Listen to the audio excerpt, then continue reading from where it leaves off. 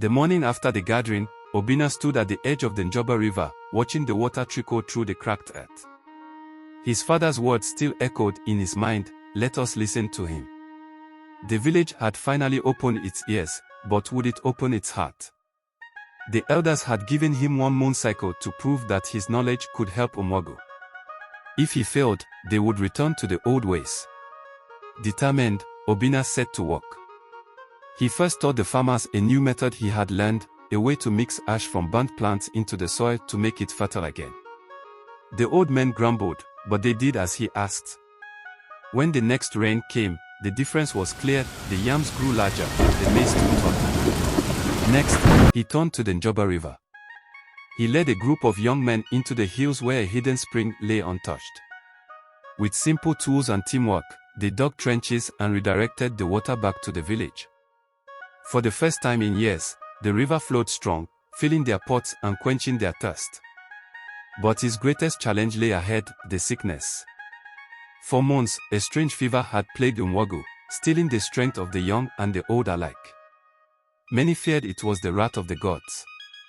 But Obinna had seen this illness before, in the distant lands he had traveled.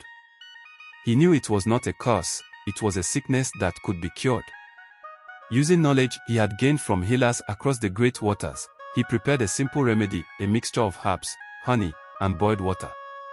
At first, the people resisted. "Only the Dibia can heal," they protested.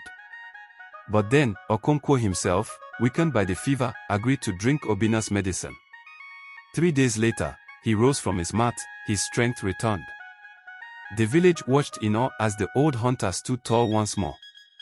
It was proof enough. From then on, they followed Obinna's ways. They learned, they adapted, and they thrived. Seasons passed, and Umwogu became a village of abundance. Its fields were green, its river full, and its people strong. Travelers came from far and wide to learn from Obinna, the man who had once been called a mere dreamer.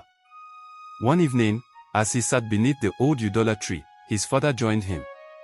"You have done well, my son," Okonkwo said, his voice filled with pride. Obinna smiled.